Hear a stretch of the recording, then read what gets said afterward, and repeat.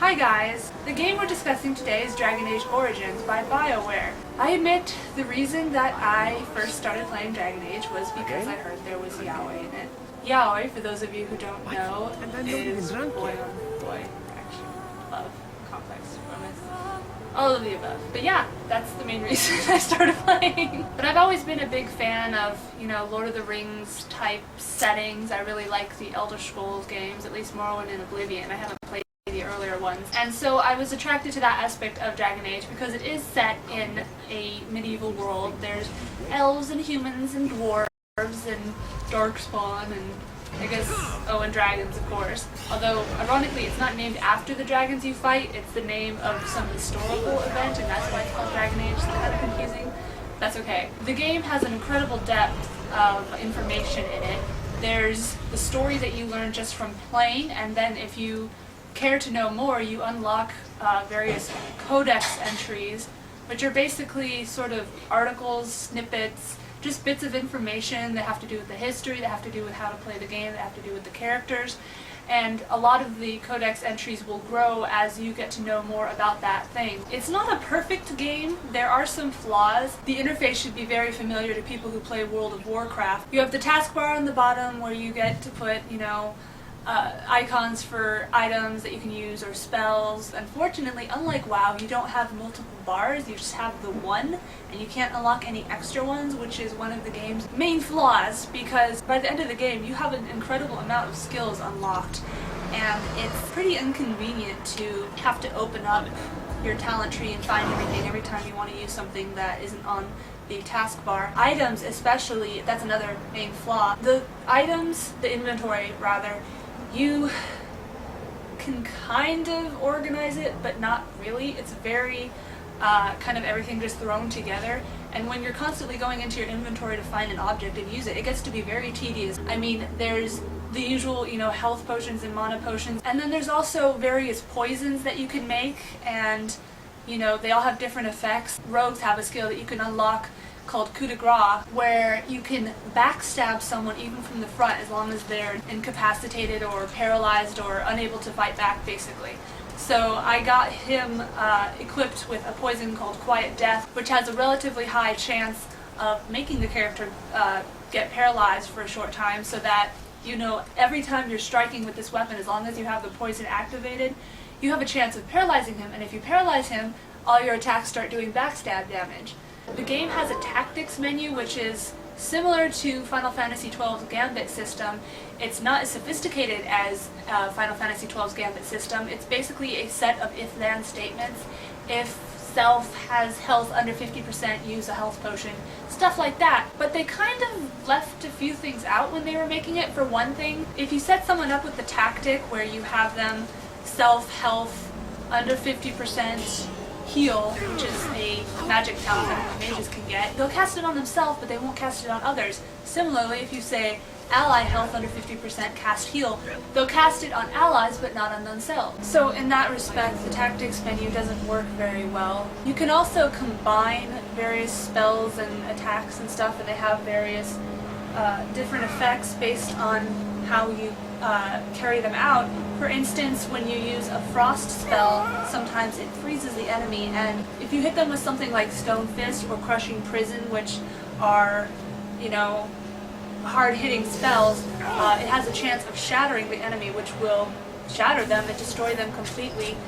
Even if they're at full health, it'll just kill them. There's various difficulty modes, and if you play on anything above easy, when you cast an area of effect spell, it affects your allies as much as the bad guys. So you have to be careful of that kind of thing, and it gets to be kind of frustrating because a lot of the spells you never really get a chance to use because your guys die as much as the bad guys. As far as the graphics go, people, they're better than, Oblivion and Morrowind people, but that's not saying much since Bethesda's pretty much known for having fugly people in those games. The animation's a little bit clunky. There are various love scenes that you can get if you romance the characters to a sufficient point, and the music's nice and atmospheric and everything, although the music gets a little bit repetitive after the first billion times you hear the same main thing. But it's kind of odd looking because they kind of bend like plastic dolls.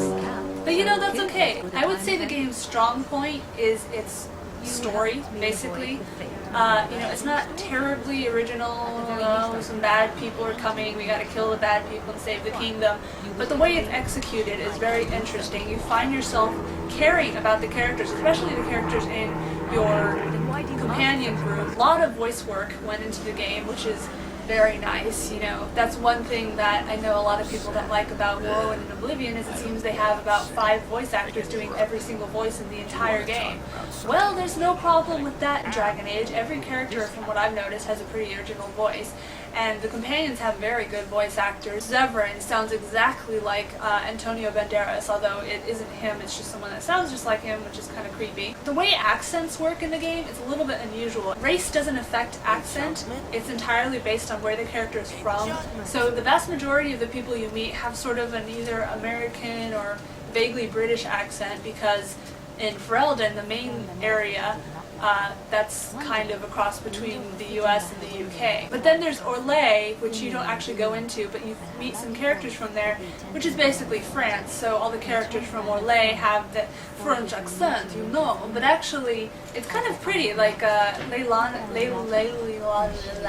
whatever her name is, Leiliana, I think.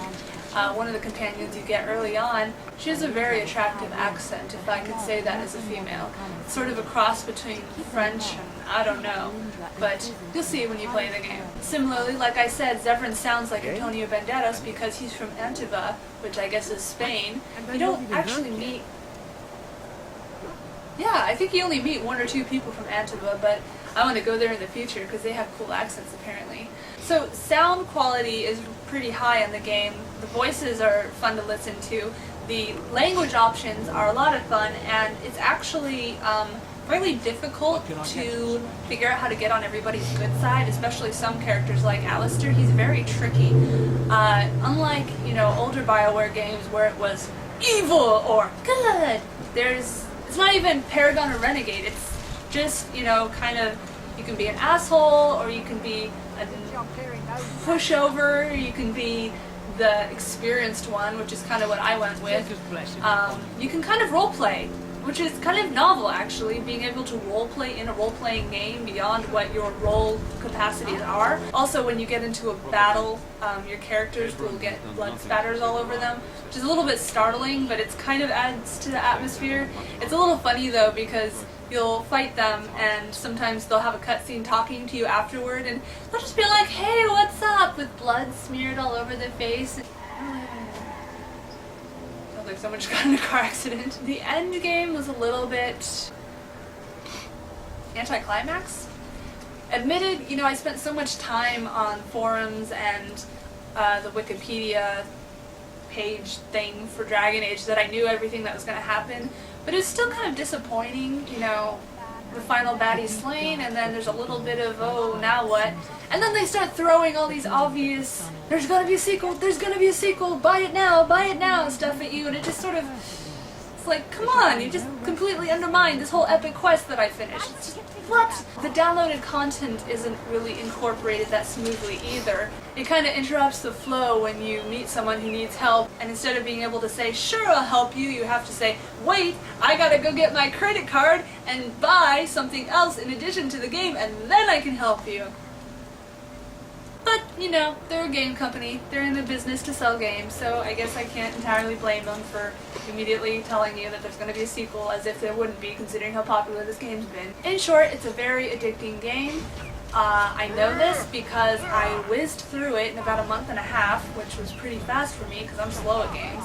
And the funny thing is, I remember saying, man, this feels like a short game, only to look at my player stats and realize I'd spent over 100 hours in the game. That's when you know a good game, folks, when you played a game for over 100 hours and you can still say, man, that felt like a short game. So, yeah, if you like Oblivion, if you like Morrowind, if you like BioWare, if you like Lord of the Rings, if you like tactical type stuff, if you like WoW, if you like anything with a good story, really, I would strongly recommend checking out Dragon Age. It is a lot of fun.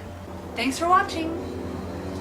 So I guess now that I finished the game, it means I should be a good girl and focus on my studies. It's not like I have anything else to play.